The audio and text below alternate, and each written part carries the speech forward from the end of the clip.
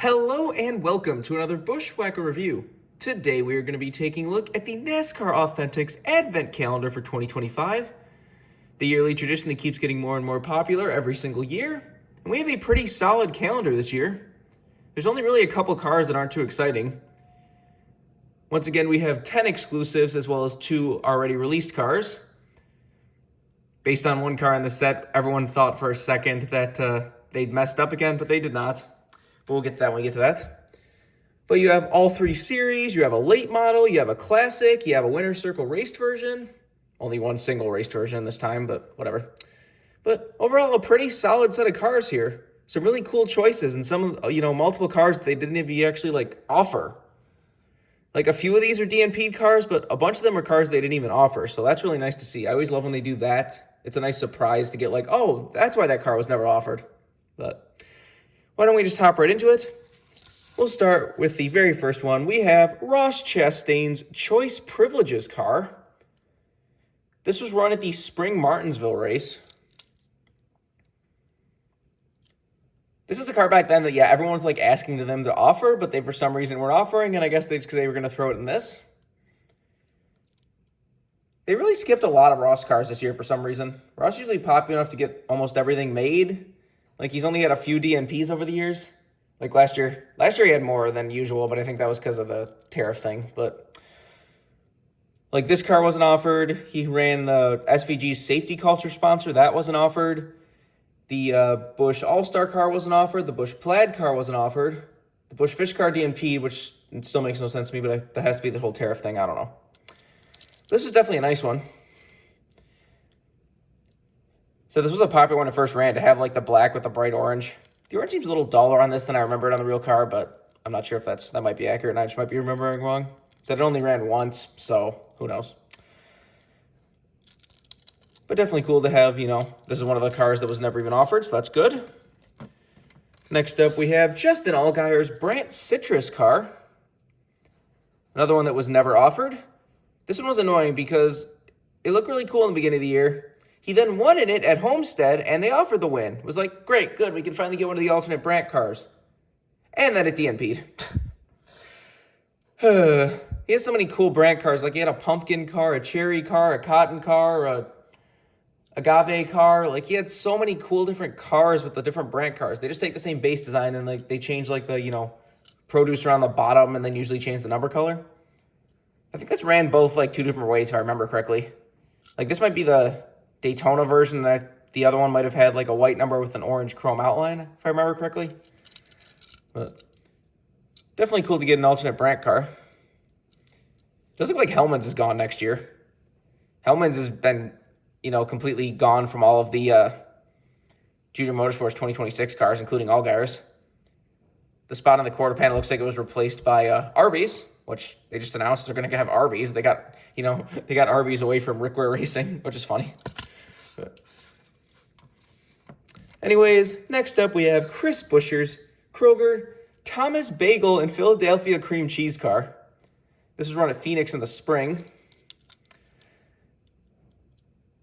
This is a car that I wanted earlier. I think I asked for this earlier just because, at the time, all we had was that one Cottonelle Brad Kroger car, and it's offer some of these other ones. And every single driver just got one single car, and that was it. So here's at least a second one for Buescher, but I wanted some more, full releases, 124s and everything, because, this is a fun one. You got the bagel and cream cheese car. That's a cool combination. This one actually works decently well with the white hood, too. That was, early in the season, they were just running the solid white hoods on every single car, and it was ruining some of the cars, and it was making a lot of people angry, but they did, suddenly stop that. But it's definitely a good one. Another car that was not offered. Next up, we have the worst car in the set. We have Chase Elliott's UniFirst. This is one of the 2 not exclusives. And why are they so adamant about putting not exclusives in the waves? Why not just have 12 exclusive cars? Even if you want a Chase Elliott car, it's oh, they make so many Chase Elliott cars. There's plenty of those Napa alternate cars they don't make. They used to make them the first year they tried, then the second year a couple DNP, and they've just kind of given up. Or you have the primary Napa car, and then the quarter panel will be AAA batteries or Peak or Napa Night Vision or whatever it is. You could have easily just thrown one of those in there as an exclusive instead of this car. This car's never been overly exciting to me. It does look like the trucks, the Universe trucks, so that's fun, I guess. But so this paint scheme is okay, but it's never really done anything for me. I'm glad they put this in instead of that abomination of a throwback, because, God, that was bad. But anyways, like I said, that's definitely the most lame car in the entire set. Next up, we have Harrison Burton's Dead On Tools Xfinity Ride for AM Racing. Cool to get a Harrison Burton exclusive in the set. And small team Xfinity exclusives are always fun.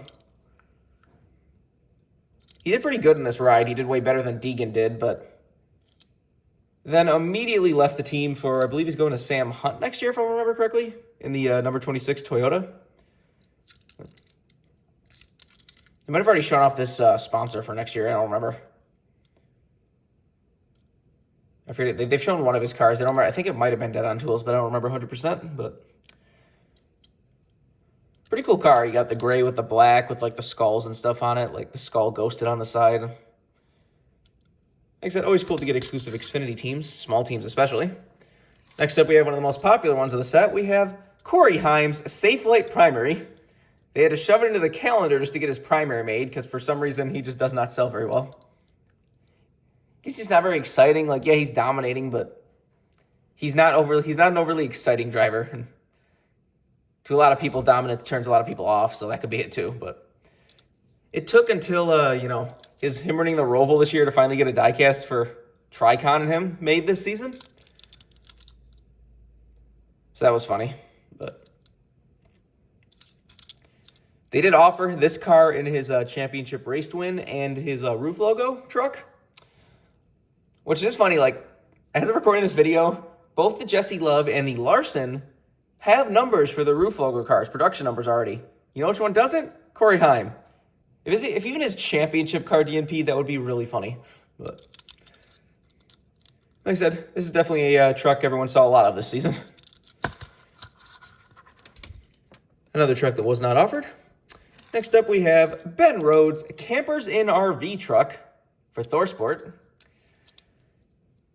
This is a very odd truck. Like, I remember one of my friends and I having an entire conversation about this truck because it is a very odd-looking truck. It is like a base color, slightly darker orange, and then the entire paint scheme is a ghosted, bright neon, almost day-glow orange. It's like very odd. It is a very odd choice. The bright orange looks nice. The other orange doesn't look bad, but it's not as exciting as the neon orange, but like just a very odd truck. Honestly, if they were going to put a ThorSport truck in this calendar, I would have rather had one of those Soda Sense trucks at DNP'd because those were actually metallic and look kind of neat. But next up, we have William Sallallich's Sound Gear Xfinity Primary. Well, the first half of the year primary anyways. This was a weird one because he was one of like 3 drivers that all around like Daytona right before the playoffs decided to swap their paint schemes. Like, Sound Gear went from this black car into a white car. You had Taylor Gray, his 54 car went from a black and yellow car to a white and yellow car. And then Sam Mayer went from a white and green car to a black and green car. It's like, what, is this some kind of weird, like, playoff voodoo magic, like, hiding some cheats or something? Because this one already has, like, some decent, what's all this hair? Has some decent texture to it. Still enough paint team. William Sallallich has been kind of disappointing this season because there were people that were putting him on the same level as Connor Zilic. And then Connor Zilic goes on and wins, 10 races, like 11 races in the car ran. And William Sallallich didn't win a single race in Joe Gibbs Racing Equipment. So, yeah. Not exactly looking to be on the same level as Zilic anymore now, is he? Like, he's definitely going to have to step it up if he's going to ever really do anything. I believe this is a, Daddy's Money sponsor, too, if I'm not mistaken. I believe this is, his father that owns this company or something, so whatever. Next up, we have the car that initially kind of broke the internet when this first dropped. Because the first time we saw this calendar, it was just kind of a faraway photo, kind of like you see in the background. Like, you couldn't exactly see cars closely, and everyone's like, wait a minute. I count 3 not exclusives again. Did they screw up again? But no, this is a Galaxy finish. of his sun drop car. You can see it's all sparkly. So luckily this isn't exclusive. Because everyone, like I said, everyone saw the sun drop car too and was like, wait, is that a third not exclusive? Did they screw up again? But nope, special finish car. It's kind of fun. They've been putting like the occasional special finish car in this set, but nice and sparkly. Other than that, nothing too new or exciting. Next up, we have Christopher Bell's Racers Fine Food Phoenix win from 2025. This is weird that this DNP in the first place. Like, did this actually not DNP from MLQ, or did they just like, was it just close enough they decided to just cancel it because they were just going to throw it in the calendar? Just to have one race version in the calendar? But it was really weird that his DeWalt cars got made in 1/64 scale, his DeWalt wins, but then this was the exclusive paint scheme. The only way to get this paint scheme in this one DNP'd? No. Does actually have the red lettering on the tires and everything. We just recently reviewed the 1/24 scale on this channel. I don't know why I said we, it's only me, but I recently reviewed the 1/24 scale of this car. So if you want a more detailed video, you can go check that out. Next up, we have the other not exclusive. We have Dale Earnhardt Sr.'s, Richard Childress Racing Unveil car. One of the classic releases of this season. It was supposed to, represent when they first unveiled Dale Sr.'s new black Good Wrench paint scheme, the paint scheme that, obviously became iconic past that point. But I said they've recently just realized that they can just take Dale Sr.'s name off the car and call it a Richard Childress Racing car, and boom, all the Dale Sr. diecast you could ever want. Which they've only done this like once or twice now, so I'm surprised they haven't gone insane with this so far and offered like 5 different random Dale Sr. raced versions, but that looks really weird, like another hair. What the hell is with all this hair? Where's this coming from? But the Good Wrench logo seems to be placed a little odd on that quarter panel there. And last but not least, we have Todd Gilliland's Love's Travel Stop Primary for 2025. Once again, the Love's car could not get made in a 1/24 scale. Well, this one got fully DNP'd, but so hard to get the Love's cars made in 1/24 scales. It always annoys me, but oh well. At least we got it some way. So this car's become iconic in its own right. Always looks good. It's funny, I both love this car enough that I kind of hope they don't change it, but at the same time, it would be interesting to see if Love ever did change their paint scheme, what they would change it into. We haven't seen the 2026 one yet, so who knows. But like I said, a very solid set here. A nice selection of cars and teams and series and stuff. Pretty solid overall. Like I said, this has become a yearly tradition at this point, and it's become pretty popular. This is weird, too, because like this one didn't immediately come out with the shipment it was supposed to come out with. Like, whatever, it was like a shipment in October, I think it was, that like had it on the shipping report. And then that shipment came out and there was like no reference to the calendar like by anyone. And it was like, what happened? And then like the next shipment after that came out and then it was suddenly there. Like I said, it only took like the day it came out to the end of the day, just somebody had already opened the entire thing and have like a photo showing what was everything in the set. Like I said, that low resolution photo was what made people immediately think that there were 3 because, everyone was like, that's not exclusive. That's not exclusive. And the Sundrop car isn't exclusive. But then it took like till the next day for somebody else to get it in hand and take a photo of the Sundrop car and be like, nope, it's a special finish, it's exclusive. Like, abort mission. They didn't get it wrong. But definitely cool to get more 1/64 scale exclusives again. There have been a lot of those this year. Like, you can even see those 2 in the top right over there are both 1/64 scale exclusives. The Arby's car and Joey's Pennzoil Platinum car. Both of those really annoy me that they didn't get made in 1/24 scale, but I don't know if it's because of the lower MOQ or whatever, but like they have had a ton of 1/64 scale exclusives here. I was making a list and it's already up to like 20 or 30 cars from last year that are 1/64 scale only. Not including the ones that are in this calendar. Like, it is insane. There's so many, even just like a week ago. You had Ricky Stenhouse Jr.'s Jack Link's Duos car and Noah Gregson's Farm Rich car, both DNP in 1/24 scale, but not the 1/64s. So there's 2 more. So the Pennzoil Platinum one really annoys me because it's like Blaney's same old Menards Pennzoil car that's been around for years. That one got made in 1/24 scale. But Joey's could only get a 1/64 scale. That's a brand new platinum paint scheme. Like, come on, one, why did nobody buy that? 2, why did Pennzoil not get the 1/24 made? Whatever.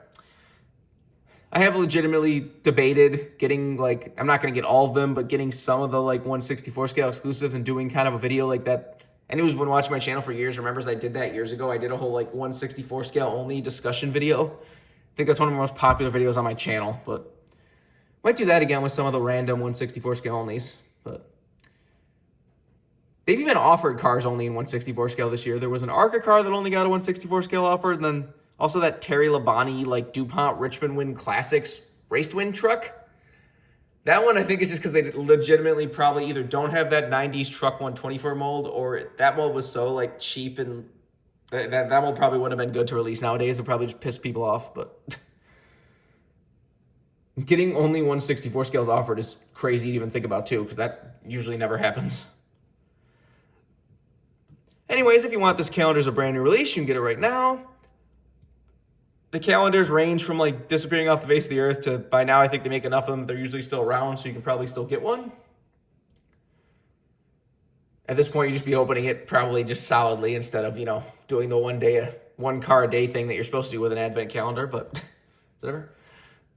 Remember, for every diecast needs, you can go to circlebdiecast.com, and if you use the code BWhack, you get $5 off shipping on any order over $30. So go check that out if you want anything.